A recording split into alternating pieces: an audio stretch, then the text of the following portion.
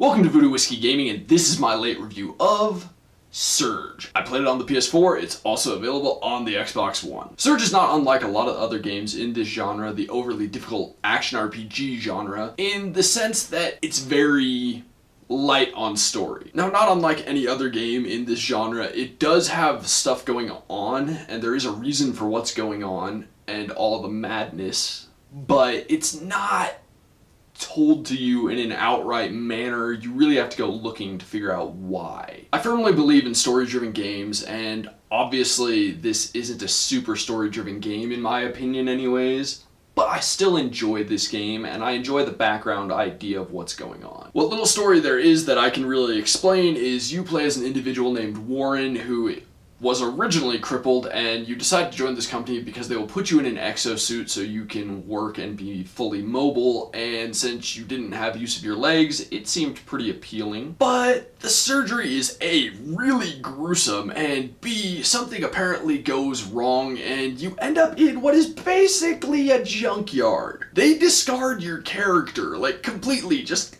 literally dump him in a junkyard, and that is the first level of this game. You pretty quickly find out that something has gone wrong because there are other people there in exosuits and they are unneededly aggressive. They're trying to kill you just straight up. You eventually meet some normal people and they're like, oh, you're normal too. What is going on? I don't know what's going on. You're not one of the crazy people trying to murder me. So obviously you're trying to figure out what's going on. You're also trying to escape essentially because this place is crazy and crazy dangerous. It's not just the people who are trying to kill you, it's other machines. Like, it's the machines that are like not sentient, but automated, I guess. Onto the audio. The audio is actually really good in this game. I enjoy it. The voiceover work is pretty good, what little there is. I didn't hear a ton of it, just from the people I met and the occasional recordings and other things. There is one dude who you find on a monitor every now and then. He's really obnoxious and douchey. But overall, the voiceover work works well. I do enjoy more so the sound effects for what's going on. Man,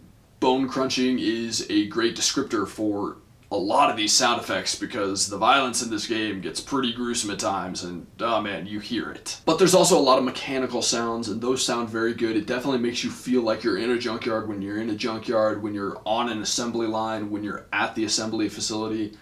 They do a very good job with the sound effects. As for the gameplay mechanics and whatnot, as I said earlier, it's one of those very, very difficult action RPGs. Early on in this game, you get to pick the kind of exosuit you want, the Lynx or the Rhino, and that matters pretty importantly because that'll determine how you start out in this game, whether you're very agility based or whether you're much more hard hitting. I chose Lynx. I wanted to be able to dodge, duck, and move pretty quickly, and it definitely works for me. And the interesting thing is, it doesn't actually matter. I say that because I found down the road, in the first level, I ended up with an entire exosuit of Rhino gear, which I'll get into in a moment because that's part of the gameplay element. It made my first choice of Lynx or Rhino seem meaningless because there is no class system in this game. It's not like other games where, like, I chose Rogue, so I'm always agile and I need to wear light stuff. It's just you are who you are and you can choose the gear you want, which I gotta admit is actually kind of nice because it allows you to more play however you want. Now, as I mentioned, I got myself an entire set of Rhino gear, and the way I was able to do that is the limb system, essentially, is what I'll call it, or body part system, whatever, which allows you in combat to focus on a specific body part, head, arms, torso, or legs, and by doing that, you can attack those specific areas, and if you perform a finishing move, you can basically cut off that limb or separate that body part and then salvage the gear. You can salvage the arm gear, the leg gear, etc., but you can also, once you've gotten that, you get the schematic so you can build it, and then you can continue to target parts to get things to upgrade. Scrap, essentially, and parts. We'll break it down into scrap and parts. Parts are what you use in order to, like, level up gear, and then scrap is what you use to level up your character. It's also kind of the currency. The other interesting thing is the weapons in this game really also affect the limb system. Depending on what weapon you use, you might be able to do more damage, but less likely to stun your opponent. And that really matters because stunning your opponent gives you more opportunity to do a finishing move and to remove gear so that you can then upgrade yourself. Whereas if you're just trying to gather scrap, it's generally best to just target a weak point and kill them. I like the finishing moves in this game. I think that's a cool addition. I like what they have done gameplay mechanic wise. I think it's unique and I would like to see it in other games in this genre. I like the finishing moves because they add a little extra to it. I mean, you may not successfully pull them off, or you might. Sometimes they can leave you open for attack, but the payoff is awesome because they're pretty fucking gruesome. That's the other thing about the body part system that I just remembered is there are weak points and there are hard points or armored points, and the armored points are where you get the best gear. If you're able to finish them, you're more likely to get gear from that, whereas if you target a weak point, you may get access to a finishing move, but you won't necessarily get any gear from that. And honestly, I liked that. I liked that they tried to add a new level to this game, and you sit there and think, oh, I'm just going to target weak points, I'm just going to target weak points. But if you do that, you're going to remain pretty weak in all honesty, because you won't be able to upgrade your gear. Now, as for the controls, I think it's a pretty good in the control scheme area. There were a couple times where I pressed the dodge button to simply dodge backwards and my character dodged to the side, which that got me murdered, obviously. This is not a game where you can have that kind of mistake happen. The Surge has almost the exact same control scheme as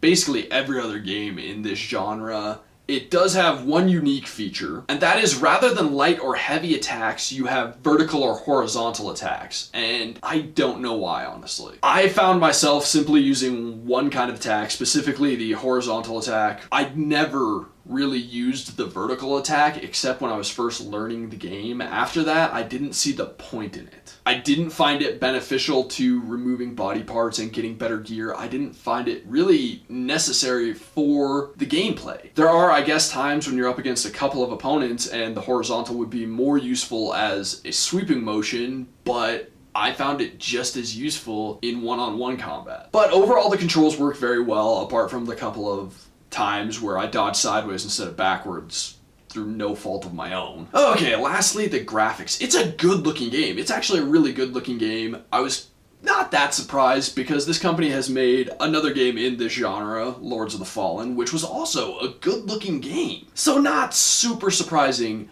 The one thing that I would say is very different is that it's very colorful. When you think of the other games in this genre, and I don't generally like to make these comparisons, it's just so very noticeable in this, and it's not a complaint, it's actually something I kind of enjoyed, is it's very bright and colorful. Not in like a childish, cartoony way, it's just brighter, sunnier, it's not always pitch black and morose, etc., etc. It's not gothic. But like I said, it's a very good looking game. I didn't run into any real graphical glitches that come to mind. I would recommend The Surge if you've completed, pretty much all the other games in this genre, any of the Souls games, Bloodborne, etc. If you've beaten Nioh and you want something new in the same line, I would definitely recommend The Surge. If you just want to jump into this genre, I would recommend The Surge. It's an excellent game for it as well. Okay, so in the comments below, why don't you tell me if you would like to see this genre move more in the direction of Surge and move to a kind of futuristic setting for at least a little while? Or are you happy with this genre remaining in a more past setting, gothic, knights, samurai kind of setting? And as always, thanks for watching. If you enjoyed the video, please hit that like button. And if you like what I'm doing in general, share, subscribe. Have a good one.